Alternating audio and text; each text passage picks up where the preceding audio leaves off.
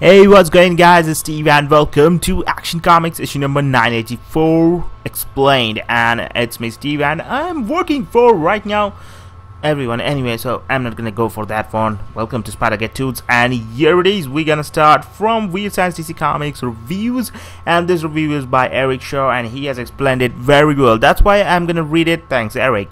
Anyway, so explain it. Our issue begins with us finding out, not surprisingly, that Louis and John are indeed alive, and only sent out the Kryptonian flyer as a distraction to Zod when he shot it down with his heat vision. So yeah, Louis and John are A-OK, but are not separated in the Fortress of Solitude, where Zod begins laying the smackdown on the other members of the Revenge Squad, who seem to be questioning his new leadership. Yeah, Metallo's the first to speak up against Zod, which gets him backhanded, and then Mongol begins to chime in before Zod punches him out into outer space. And while I have never liked Blanky, it seems he gets it the worst of all because he is forced to keep contact with Eradicator using his telepathy.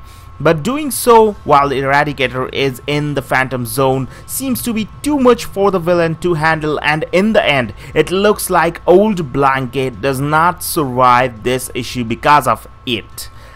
So yeah, the Revenge Squad seems to be broken up, and while that's all going on, the Super League are trying to stop Eradicator and Cyborg Superman from finding Zod's armies in the Phantom Zone. And while the majority of this part of the book is done pretty well, there are some inconsistencies that just got on my nerves, like Eradicator using his powers, then later Superman telling him that he doesn't have powers in the Phantom Zone, and even Superman just getting his eyesight back because of being transported in the zone and maintaining it after he escapes.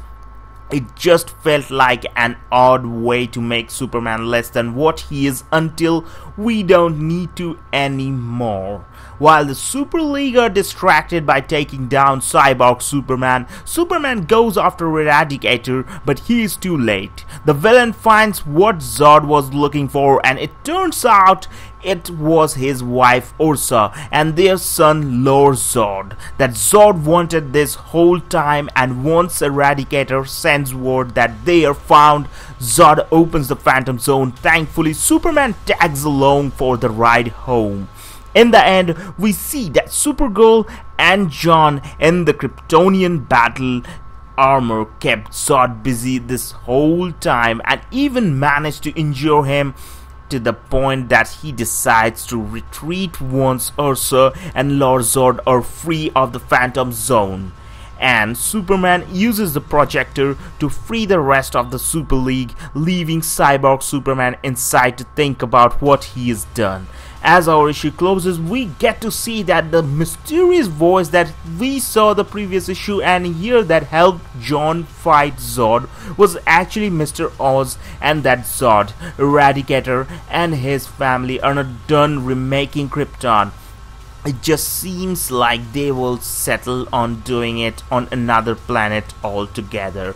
That's it for this issue of Action Comics, and while some of the Phantom Zone stuff felt a bit wonky with how it was portrayed, and Superman just getting his eyesight back all willy-nilly felt a bit forced, I have to say that I found myself enjoying this issue for the most part because it went in a direction, and that is everything what you want to see in a comic book like this one. And as it's Action Comics, you will expect it always action. I didn't see coming by the end, and even seeded events for future stories to come. The art in this issue was great, and I love the colors. I just wish that the rest of the Superman Revenge Squad would have been a little better utilized, because Metallo essentially didn't do shit this entire arc, and Mongol didn't do much more and were just thrown out of the story because they were not needed anymore. And with that, it seems like their only use was to add to the number of Revenge Squad members to make the roster look more impressive. While I enjoyed this issue more than I thought I would, there's still a bunch of problems with it in the long run, and a lot of elements to this issue just came off forced, but overall it's pretty much great. And I'm gonna add some talks from adventuresinprotest.com reviews by David Brooke also, and he has written some wonderful things about this comic book. That's why I want to read it for you guys, and that is, it can't be perfect, can it? That is the answer. The inclusion of the mysterious man in green who has been watching over Superman for over a year gives this issue an obnoxious Deus Ex Machina element that cheapens the resolution a bit. Really, there's a lot of seemingly random resolutions due to sheer luck or happenstance, which can make much of the heroes winning less than heroic. Is it good? This is an action-packed issue that juxtaposes Zod being triumphant and Superman getting his bearings in the negative zone. The entire issue is paced well and shakes out to a major new turn for Zod fans won't want to miss, and everything is pretty great. So that's it for this one, Action Comics issue number 984. Hope you guys have enjoyed this explanation video, and don't forget to leave a like and subscribe for more amazing videos. Have a great day and adios.